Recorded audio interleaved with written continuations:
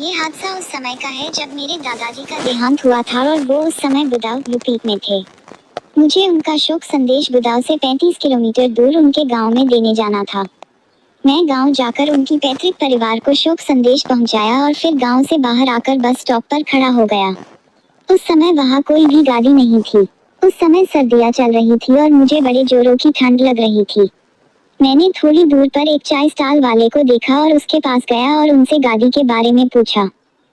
उसने बताया कि अभी तो कोई बस नहीं मिलेगी, लेकिन इस रेलवे ट्रैक पर 1 किलोमीटर की दूरी पर रेलवे स्टेशन है और रात 9 बजे आखिरी ट्रेन जाती है।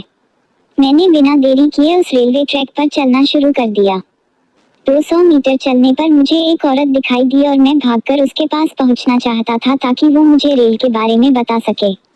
मैं जैसे ही उसके पास गया और उससे स्टेशन के बारे में पूछना चाहा तो बोली, मुझे कुछ नहीं पता और यहाँ से भाग जाओ। मैं उसके पीछे पीछे चलता गया और थोड़ी देर बाद देखा तो उसकी चाल मुझे अजीब लग रही थी। मैं अपने मोबाइल का टॉर्च चलाकर उस औरत को देखना चाहता कि ये औरत इतनी रात को इस रेलवे ट्रैक पर क्या कर रही है। जैसे ही मैंने टॉर्च चलाया वो औरत बोली, टॉर्च बंद कर दे वरना तेरी सांसें बंद कर दूंगी। मैं उसकी आवाज सुनकर डर गया और वापस उस स्टॉल वाले की तरफ चलने लगा। थोड़ी देर चलने पर मुझे उस औरत के जोर से हंसने की आवाज आई और बोली, मैंने आज एक शिकार पहले ही कर लिया है, इसलिए मैं तेरा कुछ नहीं करूंगी। ये कहते ही वो जोर से मेरी तरफ आई और जब तक मैं कुछ कर पाता तब तक उसने मेरे हाथ को जोर से पकड़ा और मैं बेहोश हो गया।